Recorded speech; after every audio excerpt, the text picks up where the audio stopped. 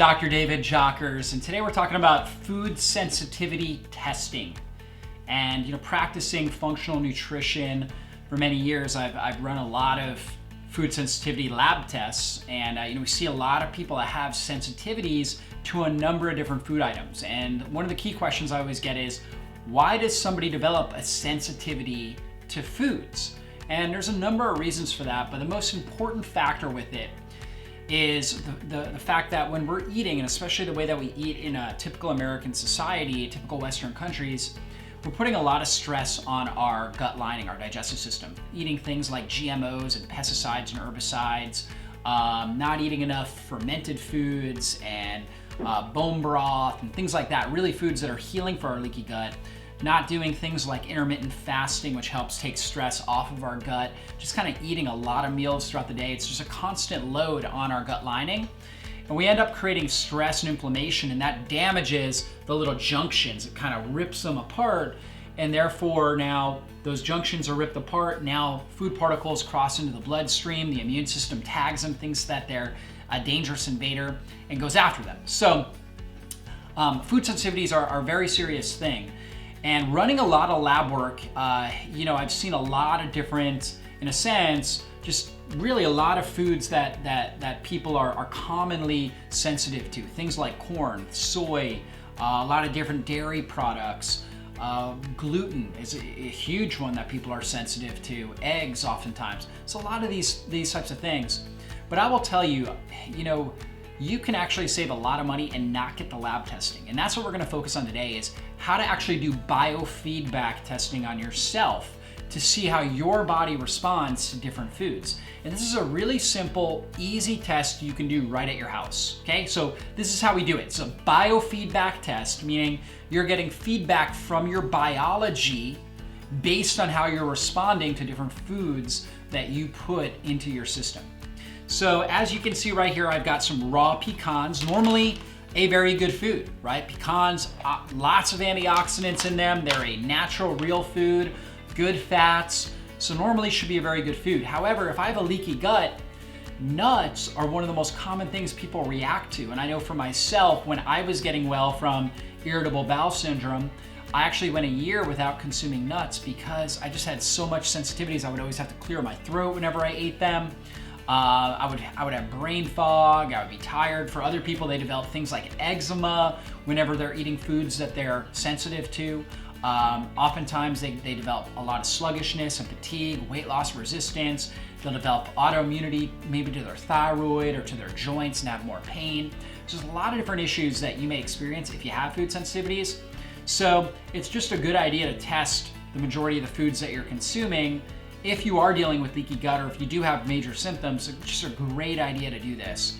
And so here I go, I take my pecans, and I've got them right there. The first thing I do, and what I'm trying to modulate, is how my body responds to stress, okay? So if the pecans are increasing stress in my body, it's gonna have an effect on my heart rate, right? We know that, for example, if I'm gonna go exercise, or if I'm scared, all of a sudden I get frightened, my heart rate's gonna go up. That's a stress response. Now, if I already have adrenal fatigue, sometimes when I have stress, my heart rate will actually go down. So what we're gonna do is look for fluctuations in my heart rate when I introduce pecans.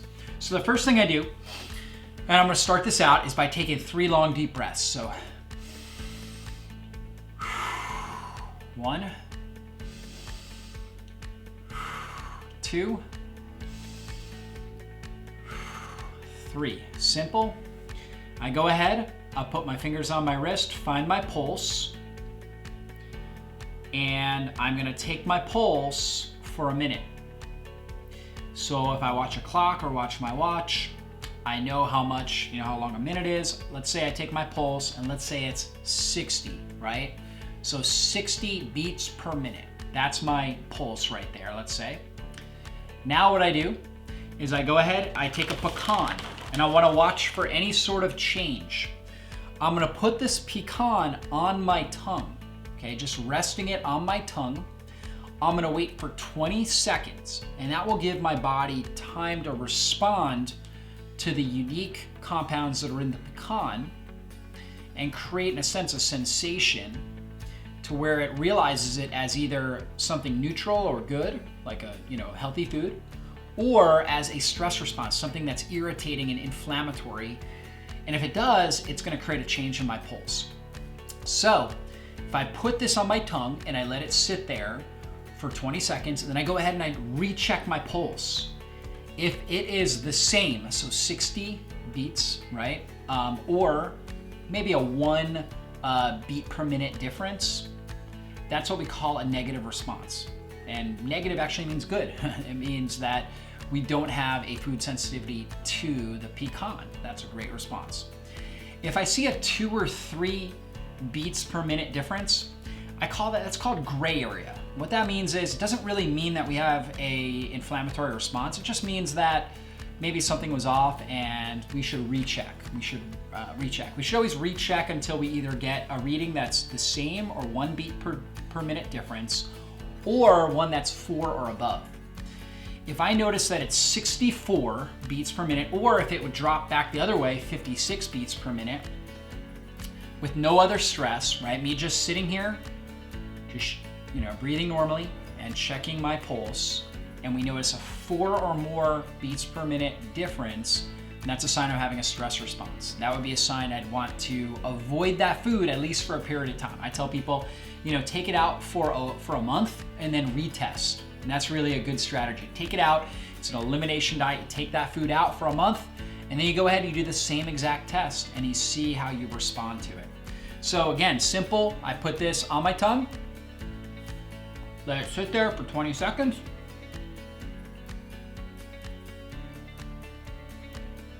Take 3 long deep breaths.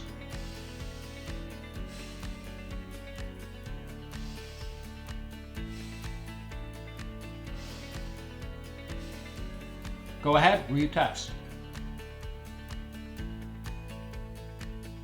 Okay, at the end, I can either take the pecan out, or of course I can just chew it up, but I should have a number, right? So let's say it was 61 beats, right? That's a sign it's a negative response. It means that my body's not having a stress response to the pecans, I'm good. 62 or 63 beats would be a sign that it's a gray area. We don't really have a positive reading, but we don't have a negative reading, so we should retest. 64 or more, then it's gonna be a sign that it's a positive response, that I do have a sensitivity to that, okay? And the same thing if we go backwards, right? So 56 or less, it's a sign of having a positive response. For whatever reason, it stressed my adrenals and they weren't able to respond, so my heart rate actually even went down further. So again, 4 beats or more difference in the pulse either way is a positive response that I do have a sensitivity and I want to avoid that food. 2 or 3 is gray area, and then 1 beat or the same would be a sign that it's a negative response, that I don't have a sensitivity to that food and I don't have to avoid it. So that is how you do biofeedback food sensitivity testing. And I will tell you, this will save you a lot of money. It will take a little bit of time, but it will save you a lot of money when it comes to food sensitivity testing, and you'll get pretty darn good results. And so it's definitely a great way to test how your body is responding to foods over a period of time. So this is Dr. David Jockers. That is how to do biofeedback food sensitivity testing. Hey, go ahead and give me a thumbs up or a thumbs down if you want, if you didn't like the video. But give me some sort of response. Throw a comment box in there, in the comments box, throw a comment. Let me know how you like the video. And if you're not on our website, my home base is drjockers.com. Tons of recipes, tons of great articles that explain things like this, like the biofeedback food sensitivity testing.